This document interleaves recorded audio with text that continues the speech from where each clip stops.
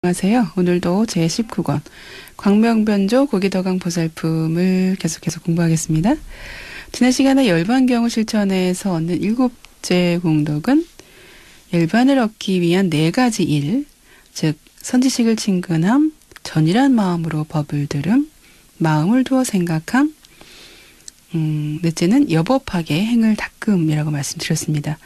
그래서 지난 시간까지 선지식을 친근함에 관련된 내용을 계속 쭉 공부했습니다. 그와 관련해서 오늘도 계속 이어서 하도록 하겠습니다. 그 선지식을 친근함에 관련된 내용으로요. 열반경에서는 훌륭한 선지식에 대해서 훌륭한 의원, 뱃사공, 설산의 약, 서산의 사가약, 향산의 안욕지, 난다용왕, 팔술의 의원과 같이 7가지 비유를 들어서 설하고 계십니다. 첫 번째가요. 부처님과 보살은 훌륭한 의원과 같은 선지식이라 하셨는데요.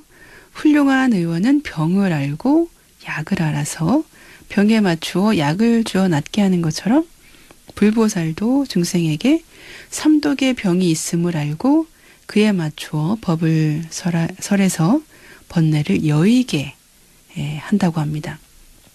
옛날 의사들은 8가지 치료법을 가지고 병자를 치료했다고 합니다.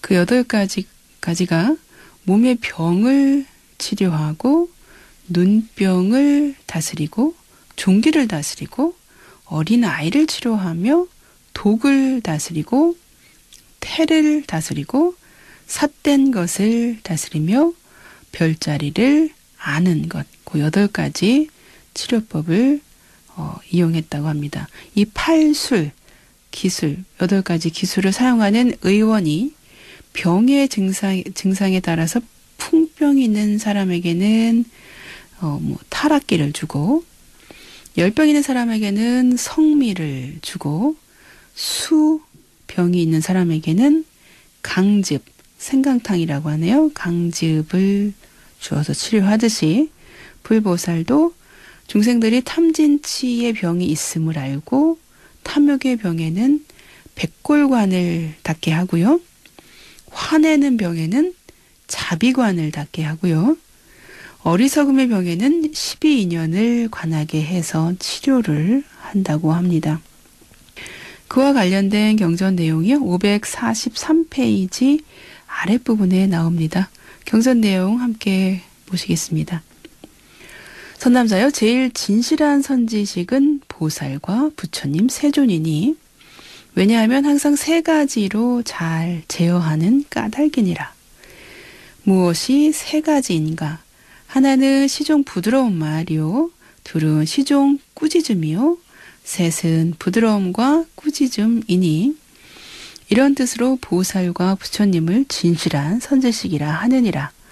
또 선남자여, 부처님과 보살은 큰 의원이므로 선지식이라 이름하나니 왜냐하면 병을 알고 약을 알아서 병에 맞추어 약을 주는 까닭이니라. 용한 의원이 8가지 의수를 잘 알아서 먼저 병의 증세를 보는데 증세에 3가지가 있으니 풍병과 열병과 물병이니라. 풍병이 있는 사람에게는 타락기름을 주고 열병이 있는 사람에게는 성미를 주고 물병이 있는 사람에게는 강즙을 주나니 병의 근원을 알고 약을 주어서 낫게 하므로 용한 의원이라 하느니라. 부처님과 보살도 그와 같아서 범부에게 3가지 병이 있음을 아나니 탐욕과 성내는 일과 어리석음이니라. 탐욕의 병이 있는 사람에게는 해골 모양을 관찰하게 하고 성내는 병이 있는 사람에게는 자비한 것을 관찰하게 하고 어리석은 병이 있는 사람에게는 12인연을 관찰하게 하나니 이런 뜻으로 부처님과 보살을 선지식이라 하느니라.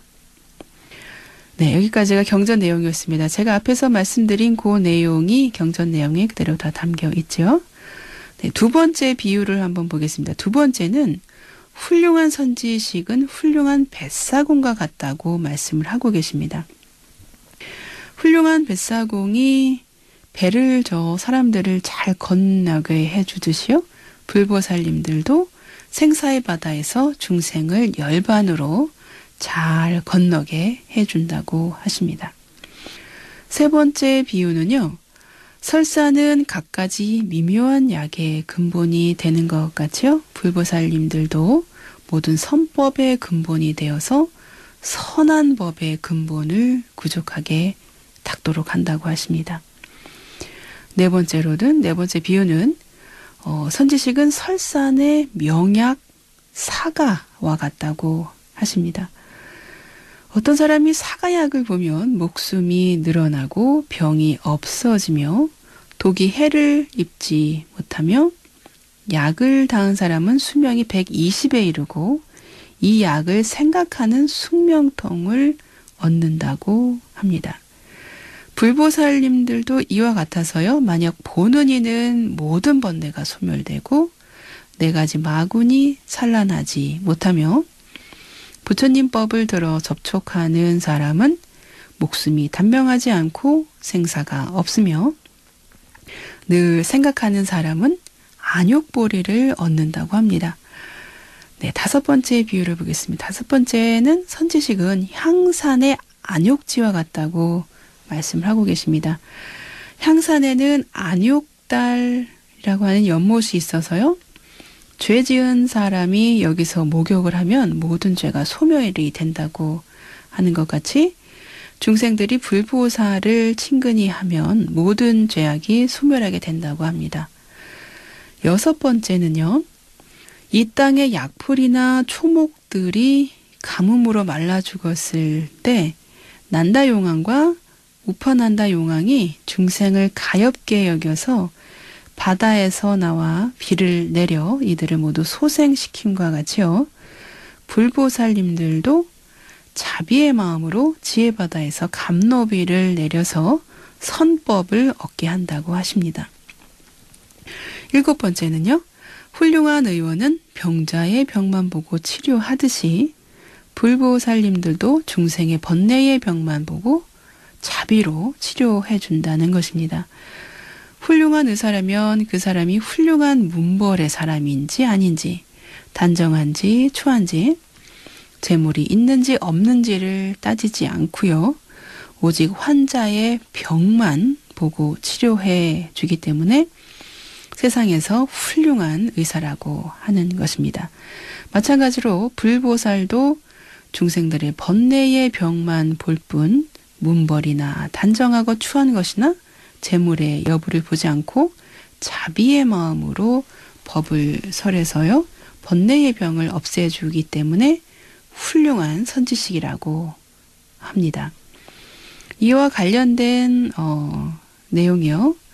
앞에서 제가 첫 번째는 그 경전 내용을 제가 독송 같이 봐드렸는데요. 두 번째부터 10번째 비유는 분량이 좀 많아서요. 제가 요약으로 설명드렸고요. 그와 관련된 자세한 내용이 조금 궁금하신 분들은요. 544페이지에서부터 545페이지까지 나오니까 그 교재 내용을 참고해 주시기 바랍니다. 불보살들이 세상의 등불이 되는 것은요. 이와 같은 7가지를 갖춘 훌륭한 선지식이기 때문이라고 말씀을 하고 계신 것입니다. 네, 다음은 열반에 가까이 가는 4가지 일은 첫째로 선지식을 친근히 함, 전일한 마음으로 법을 들음, 마음을 두어 생각함, 여업하게 행함을 닦음 중에서 이 중에서 이제 두 번째로 들어가겠습니다. 두 번째는 전일한 마음으로 법을 듣는 일이죠. 그거에 관련된 내용을 살펴보도록 하겠습니다. 중생들이 부지런히 법을 들으면 신근을 구족하게 되고요. 신근은 믿을 신자입니다. 네, 믿은 그런 뿌리를 구족하게 되고 믿음의 뿌리를 얻음으로 보시, 지계, 인욕, 정진, 선정, 지혜를 행해서 수다원, 사다함, 아나함, 아라한에 이르게 된다고 합니다. 그래서 열반에 들어가기 위해서는 전이란 마음으로 법을 들어야 한다고 하시는 것입니다. 우리가 열반에 들어가기 위해서는 법에 대한 믿음, 곧 신근이 있어야 한다는 것입니다. 그래야 수행정진할 수 있고요. 정진해야 불도에 들어갈 수 있는 것입니다. 그런데 이와 같이 중요한 신근, 믿음의 뿌리가 이루어지는 것은 바로 법을 들음에서 시작되는 것입니다. 대승기실론에서도요. 능히 이 법을 이해한다면 신근을 일으키게 된다고 했습니다. 이 신근이, 믿음이 중생들의 근기를 성숙시키며 신근을 얻으려면 또한 법을 잘 들어야 한다는 것입니다. 열반경에서는 법을 잘 들은 인연으로 대열반에 간다고 하고요. 그와 같은 내용으로 세 가지를 비유를 들어서 말씀하고 계십니다. 첫 번째가 장자와 외아들의 비유를 들고 계십니다. 어떤 장자가요, 장사를 떠나는 외아들에게 간곡하게 일렀다고 합니다. 다른 지방에 가 물건을 구하여 무역을 하면서 도로가 통하고 막힌 데를 일러주고 경계하기를 만일 기생을 만나더라도 애착하여 빠지지 말라. 만일 미색에 빠지면 몸을 망치고 생명이 위태로워지며 재물도 잃게 되느니라. 또한 나쁜 사람도 마찬가지이다. 라고 하였다고 합니다. 아들이 아버지의 말을 잘 들으면 몸과 마음이 안락해지고 재물을 많이 얻게 되는 것입니다. 보살들이 중생을 위해서 법을 연설하는 것도 이와 똑같다고 말씀하십니다. 도를 구하는데 험하고 통하는 길을 알려주시는데요. 이것을 중생들이 잘 듣기 때문에 나쁜 짓을 안 하고 선한 법을 구족하게 된다는 것입니다. 이것은 모든 법을 잘 들은 인연으로 인해서 대열반에 들어감을 비유한 것입니다. 두 번째 비유는 밝은 거울의 비유인데요. 밝은 거울로 사람의 얼굴을 비추면요, 분명하게 나타나는 것 같이 법을 듣는 거울도 누구나 이 법을 들은 거울에 비추기만 하면 선한 일, 악한 일이 분명히 나타나 가리지 않게 된다는 것입니다. 그렇기 때문에 이 법을 들은 인연으로 대열반에 가까워진다고 하는 것입니다. 세 번째 비유는 술 취한 코끼리의 비유입니다. 술 취한 코끼리가 미친 듯이 포악하게 만나는 사람마다 막 다 죽이려고 달려들겠죠? 달려들었는데 조련사가 굵은 쇠 갈고리로 정수리를 탁탁 찍어서 조정을 하면 이내 잘 길들여져서 사나운 성질이 없어지는 것 같이 모든 중생들도 탐욕과 어리석음에 취해서 악행을 하려고 할 때에요. 보살이 법의 갈고리로 탁탁 찍어서 머물게 하면 다시는 악행을 저지르는 나쁜 마음이 일어나지 않게 된다고 하십니다. 이렇게 비유를 들어서 말씀하고 계십니다. 이것의 상세한 내용이요. 500경전에는 우리 교재에는 545페이지에서 546페이지에 나옵니다. 제가 간단하게 이렇게 요약을 해서 말씀을 드렸는데요. 그 상세한 내용이 궁금하신 분들은 교재의 내용을 참고해서 보시기 바랍니다. 이와 같이 전일하게 법을 들으면, 아주 일심으로 법을 잘 들으면 법의 눈이 뜨여지게 되고요. 대열반에 가까이 가게 된다고 하시는 것입니다. 이 경전에서도요. 전일하게 경을 들으면 5개, 5가지 5개에 대한 설명은 그 전에 제가 한번 드렸죠. 5가지 덮음 5개를 여의게 되고 칠각분을 얻는다고 하였듯이요. 법을 잘 들은 인연으로 두려움과 고통이 있는 생사의 병으로부터 벗어날 수 있다고 하셨습니다. 법의 눈으로 보면 세상 사람들은 세 부류가 있다고 합니다. 첫째는 법의 눈이 없는 사람이고요. 둘째는 눈이 하나밖에 없는 사람이고요. 셋째는 눈이 2개인 사람이라고 합니다. 법에 눈이 없는 사람은 항상 법에 눈을 뜨지 못하는 사람이고요. 눈이 하나만 있는 사람은 잠깐 법을 듣더라도 마음이 전일하지, 그러니까 집중하지 않는 사람을 말하는 거고요. 눈이 2개 있는 사람은 아주 진심으로 전심을 다해서 법을 듣고 들은 대로 행하는 사람이라고 말씀하고 계십니다.